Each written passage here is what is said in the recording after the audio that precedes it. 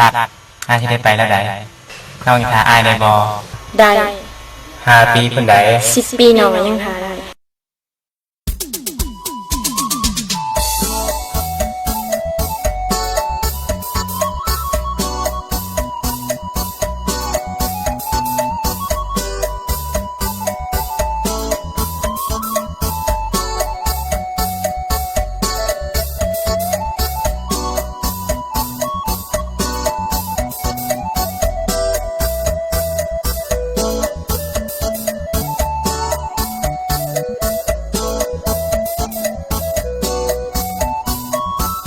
เห็น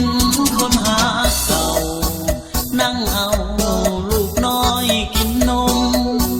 หัวใจโอ้ยปวดระบมคืนคมละทมมองเศร้าตั้งต่อน้องหมายปองประคองหักเฮาแต่น้องซ้ำเอาเฝ้าเข้าประตูว่าก่อนจากน้องเนื้อทองสิของแต่อาย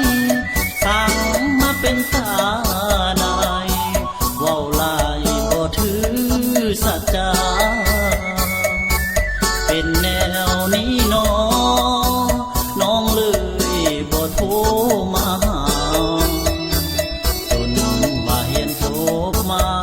ภาพเห็นกับตานั้นเป็นเรื่องจริงคิดขึ้นมาคิดเห็นว่าจะเคยเว้ามาเสียจะแท้เด้เจ้าว่าสิเอาอายแท้จริงใส่ว่าสิทานี่บ่สัจจาผู้หญิงปากบอกหาจริงแต่ใจเจ้าพิงทางไม่เชื่อใจเด้อกสิเพพังมังมันคือมีแนวข้างข้าอยู่กลางใจอยากเข้าไปถามถึงความเป็นจริงยามใดย่านผัวน้องเว้าใส่จึงมานั่งให้คนเดียว